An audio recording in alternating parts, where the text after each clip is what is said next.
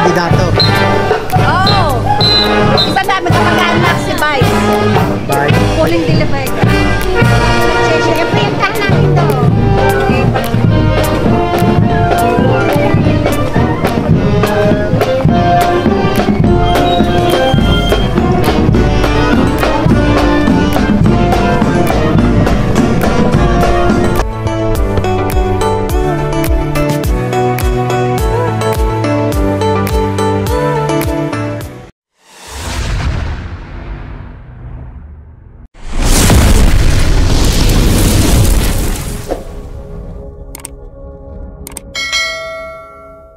Yo, magandang hapon sa inyo mga kabossing.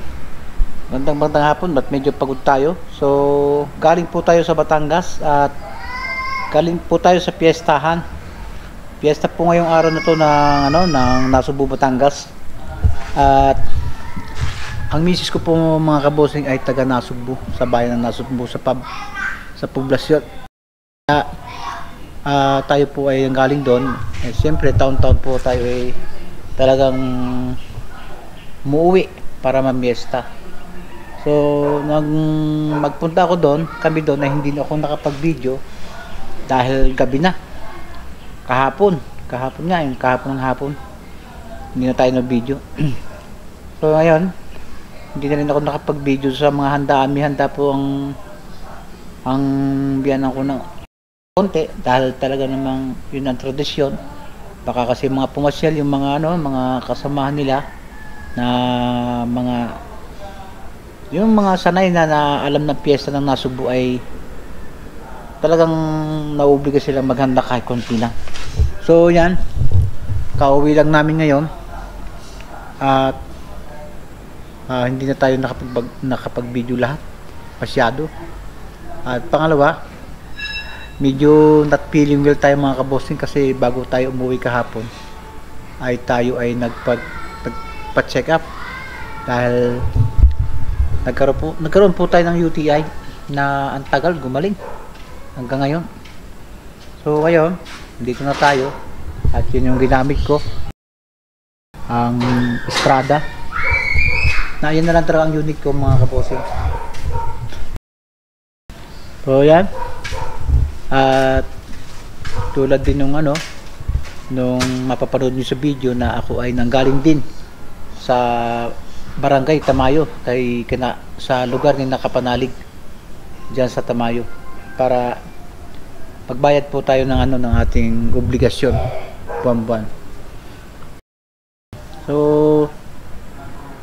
pagpasensya na to mga kabossing yung video ko, sana panoorin nyo at mas maganda naman, pinipili ko talaga makapag-video kahit medyo hindi tayo maayos ang ating pakiramdam. Kaya pinipili ko talaga. Kaya mga kabossing, dito tayo at sana panoorin nyo yung pag-uwi namin sa Batangas, ang ilang mga video ko sa Nasugbu, sa kapiestahan doon. Yan. Masaya ang piyesta doon. Ang kaso nagkataon mga kabossing sa araw na may pasok, kaya yung iba siguro ang mga bisita nila ay sa hapon na. Lalo na mga kabossing, ang uso ngayon hindi katulad nung araw na talagang maaga pa ay namimiesta na yung mga tao. Ngayon ang tradisyon piyesta ay parang ordinaryo na rin sa kanila, kaya lang talagang ginaganap pa rin nila talaga mga kabossing. Yan, panoorin nyo mga kabossing, sana panoorin nyo hanggang huli. Ito po yung kaganapan mga piniuwi sa Batangas. Bakit mga kabossing, dito tayo sa Nasugbu at mayroong dumadaang banda o musiko dahil fiesta po dito mga kabossing. Ayan.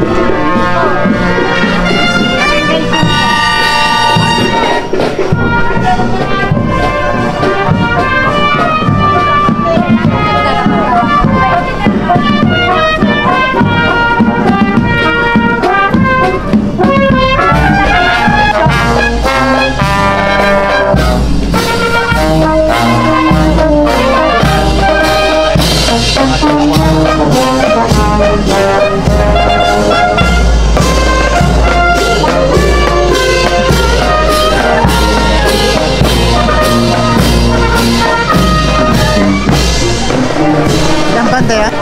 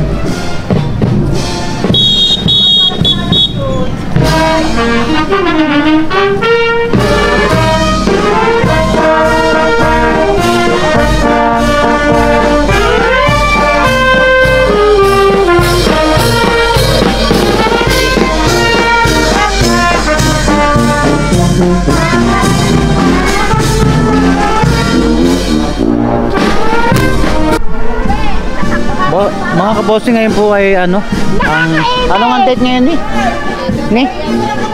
ni December 2 ngayon, December 3 po ang piyesta dito sa Nasugbu, sa bayan ng poblasyon ng Nasugbu.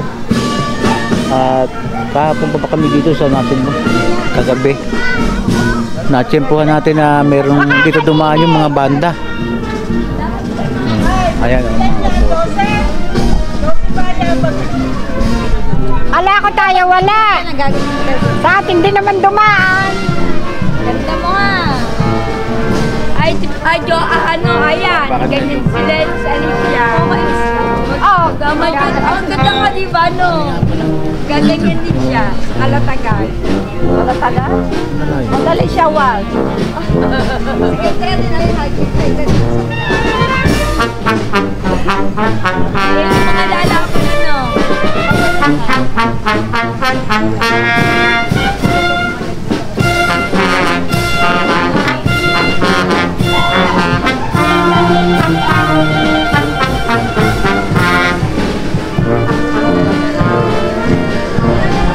Taon-taon mga kabosing, dito ako sa Nasugbu pag fiesta. Dito po yung ano ko yung biyanang ko. Dito po yung bayan ng misis ko sa bayan ng Nasugbu.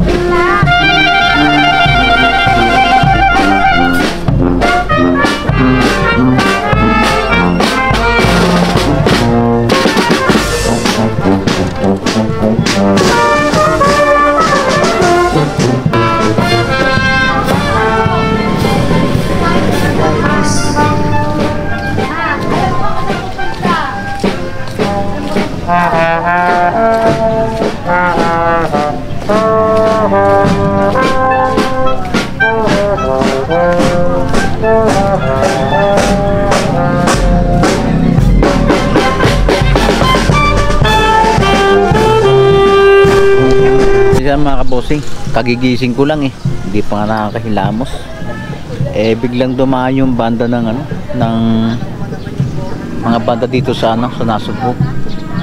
Bali ay 12 daw na ano, na banda yan. Lahat ng barangay may banda. Nagkataong dumaan dito sa Villadiray, sa barangay 6. Ba't yung barangay 6 yata walang ano, walang banda ni? Yung barangay 6 nakadaan na? Oo. Dilaw. Bali barangay 6 po itong lugar na to. Villadiray.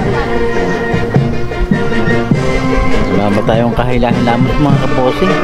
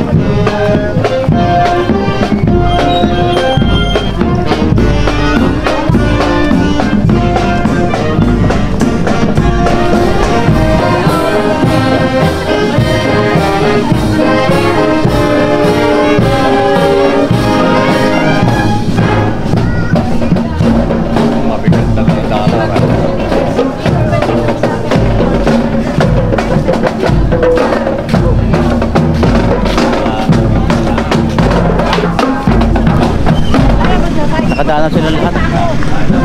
Nasain pa. At saka Wala pa tayong kahila-hilamos mga kabosing. Hindi na rin tayo nakapag-intro kahapon. Dahil biglaan yung pag-uwi namin ng Nasugbu. Kaya mga kabosing, pauwi na kami. Dito kami sa Nasugbu at pauwi na ng Batangas. So hindi na rin ako nakapag-vlog. Bali dito na lang sa banda. Mga ano pa, maya-maya pa, mga 2 hours, 3 hours yan. Pauwi na kami. Lalabas po kasi ako eh. Pero dito po ba kayo? Wala. Hindi ako na napunta sa Ayan, mga kabosing, happy fiestas dito sa bayan ng Nasugbu. Sa ba itong buong Nasugbu ba to? Oo. Ayan, buong ano. Buong Nasugbu. Bayan ng Nasugbu, poblasyon. At taon-taon mga kabosing nandito ako. So ngayon lang ako nakapag-vlog. Pauwi na kami at kinakailangan namin umuwi madali. At may naghihintay sa amin sa Cavite.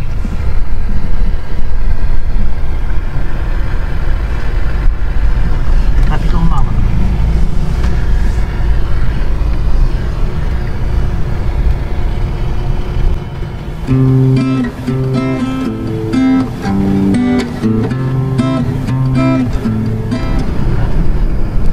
Mga kabosing, uwi na tayo ng Cavite. Pero dadaan tayo dyan sa may Barangay Tamayo. Dahil meron po tayong utang na babayaran dyan sa mga kapitbahay ni Kapanalig. Monthly po yun eh. Yun po ay yung lote na binabayaran ko sa katabi ng Kapanalig. Totoo niyan mga kabosing ay sana pag nagkapera po si Kauto tayo mahulugan niya para magkaroon siya ng sarili. Saan tayo ng saglit lang tayo dito.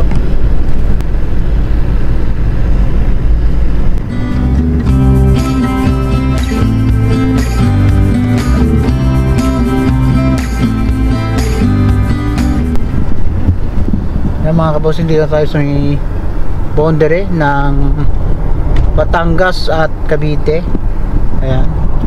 At tulad ng sinabi ko sa inyo mga kabosing, tayo ay dadaan ng Tamayo sa may Kapanalig at meron tayong obligasyon na dapat gawin natin ngayong araw na to.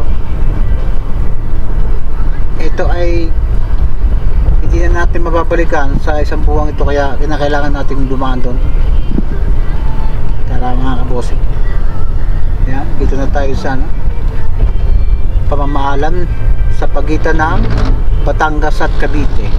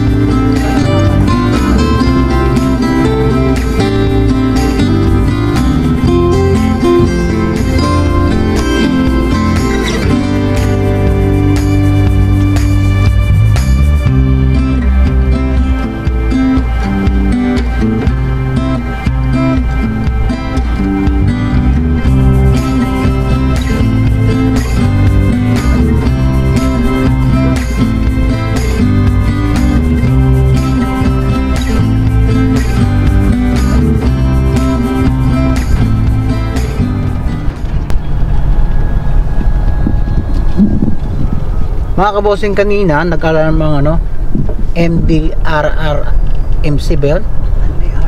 Yes. Na pumutok daw po yung Taal volcano. So ang pag-aalam ko naman diyan sa Taal na yan ngayon, kung pumutok man siya, yung mahihina lang.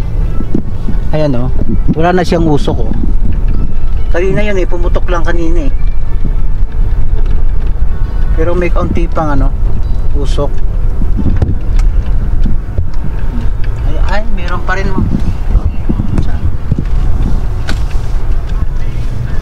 Meron pa rin mga kabosing, oh. Ayan, oh. May kaunting usok pa.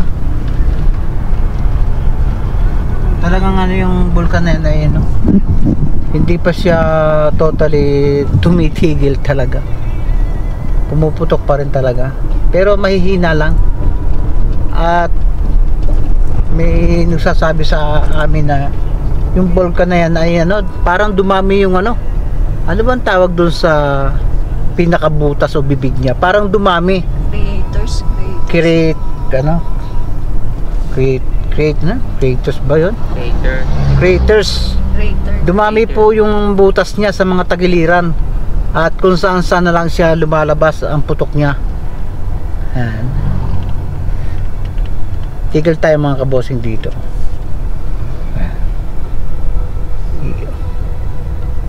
Tingnan natin mga kabosing.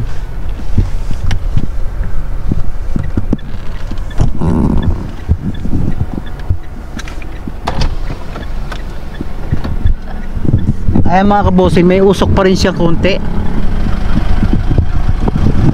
Ayan mga kabosing, dito tayo sa anong lugar na to, kung saan kitang kita yun, yung taal, may usok pa rin siyang natitira. Kanina nag-alarm yung MRC na pumutok siya. Mayroon pa rin mga ilang usok yun, mga kabosing, mapapansin nyo sa lugar na babang ito, ang dami talagang gumuhong lupa nung dumaan ng bagyong Christine. Oh, daming guho, ang daming landslide. Oh, talagang hanggang ngayon ay paminsan-minsan pumuputok siya, pero mahihina naman kung saan siya lumalabas. Oh, ano yung kanon?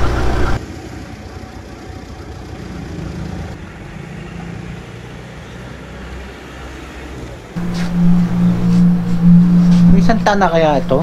Parang wala pa. Alam ko. Ano yung kasamahan ng pusa ni ano? Oo. Yun yata. Ni Kapanagi. Anong pangalan? Rosely? Oo, Rosely. Lalaki yan. Babae ho. Babae. Mapapagod ka rin. Sige. Ang ganda ng kulay. Ano magandang kulay na po?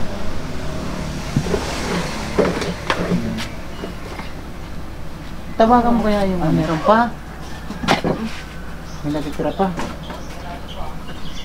Natapos. Oo.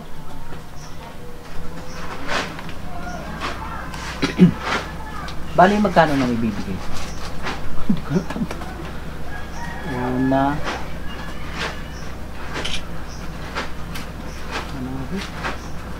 Una 40.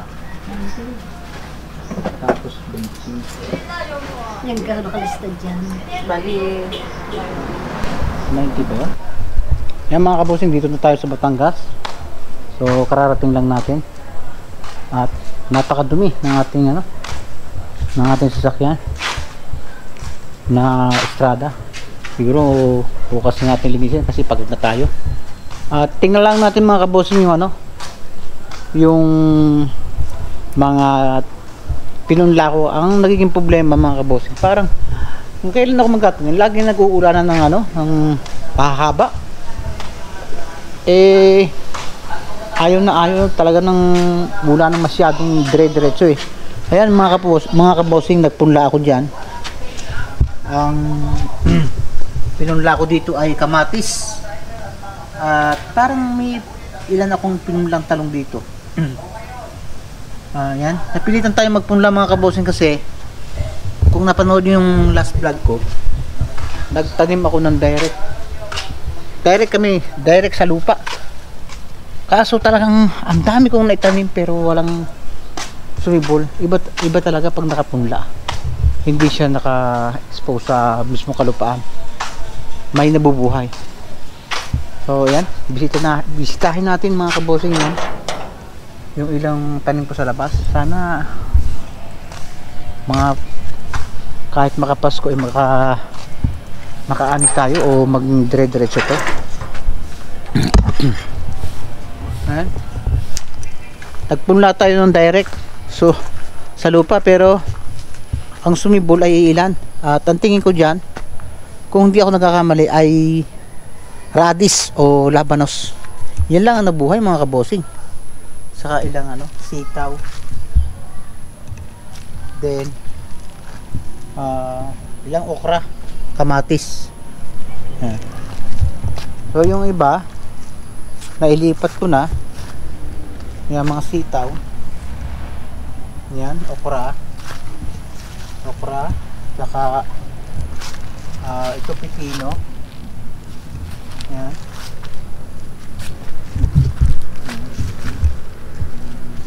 Try natin mga kabosing na alagaan to. Ayan ang mga kabosing makita ninyo. Medyo kinukulisap na kaya dapat mag spray tayo ng sa insekto. So yan. Yung ibang kamatis ay namumulaklak na Yan. Sili. Ito talong na, matatanda na yung talong. Ayan yung mga sitaw at saka okra mga kabosing. Pero nagtanim din ako ng mga talong, siling green. Siling green. At yan. Sitaw. Yan. Ang madaling buhay dito mga kabosing ay okra. Madali siyang mabuhay. Yan. So sana mabuhay siya mga kabosing. At try nating alagaan.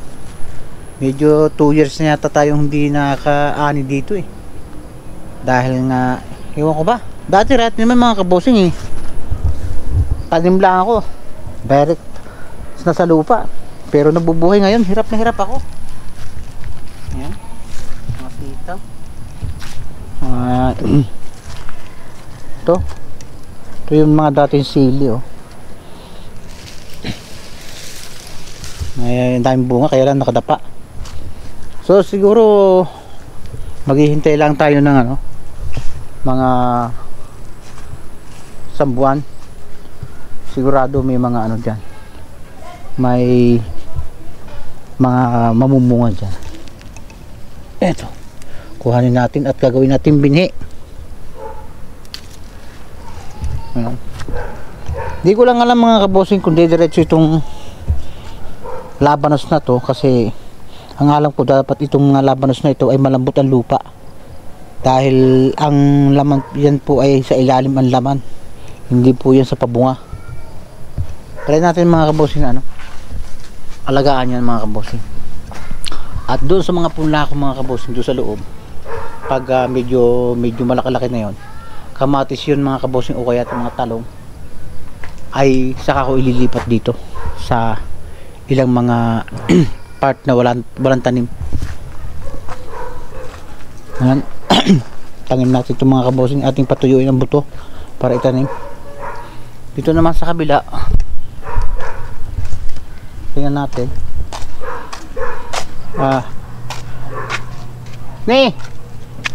Kung marap-rap ang itak, yung itak, at nakasilip na naman tayo dito mga kabosing ng isang saging. Alam niyo bang ang saging tanim ko ay napakasipag bumunga?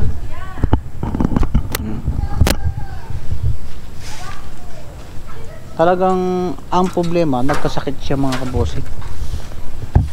Kaya binabawasan ko, naghahawa-hawa siya ayan mga okra. Siling mahahaba ang dami ng bunga. Ayan kalamansi, yun ang mga tagal ko ng mga tanim, kalamansi. Yung ibang mga kinakaya ko ng mga kabosing ay pag lumaki na yung punla ko ay lilipatan ko. Mga siling labuyo, puro okra mga kabosing yung mga sumibol. Okra, sitaw, at yan sitaw na yan ay gagawa natin ng pagapangan pag lumaki.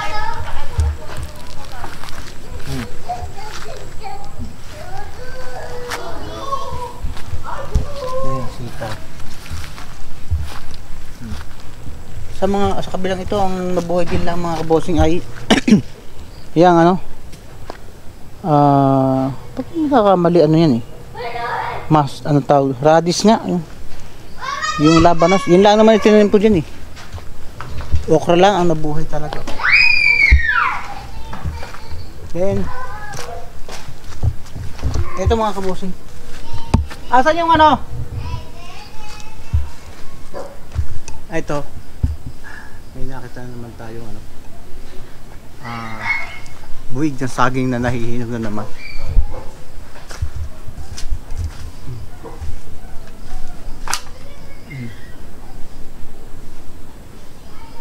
Tignan natin mga kabossing. Tara nga. Ini.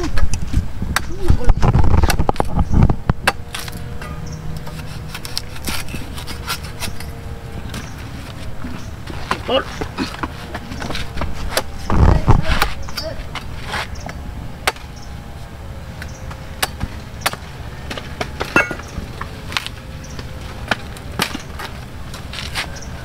Ano yan? Bossing, nakuha na natin yung ano, isang buwig na saging doon. Medyo mataba siya at ating pahihinog eh. Yung iba minsan pag hindi namin nakakain ay no, binebenta. Sayang nga mga kabossing, nagkaroon ng sakit yung ano, yung saging na yan eh. Katirati talagang ang ganda-ganda ng buwig yun. Yan, yun ang buwig, tataba. Taba ng buwig eh.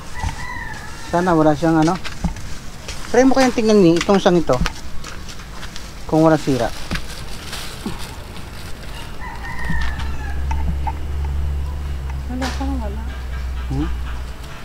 Wala yan. Bulok niya ang kalahati.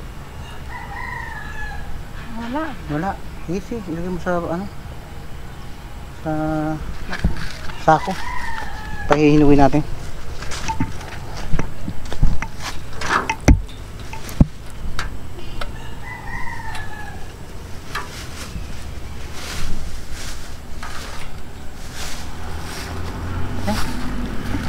Ala. At ang bibig-bisip ano rin.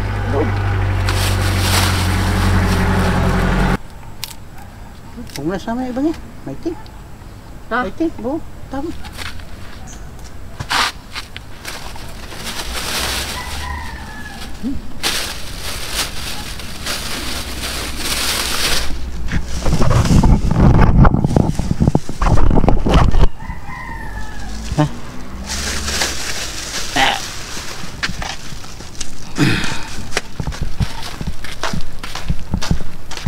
Pahinugin natin itong mga kabossing.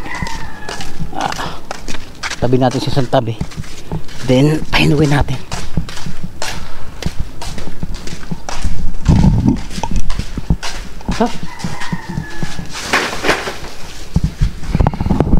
So yan mga kabossing, medyo hapon na at pagod na rin naman.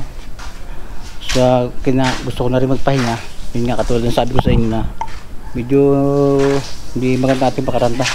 So dito ko na lang piputulin yung video ko. Sana po ay sumama kayo banda hanggang huli nito. At salamat sa mga sumama, nanood hanggang huli. Until next video na lang mga kabossing. Magandang hapon. Bye.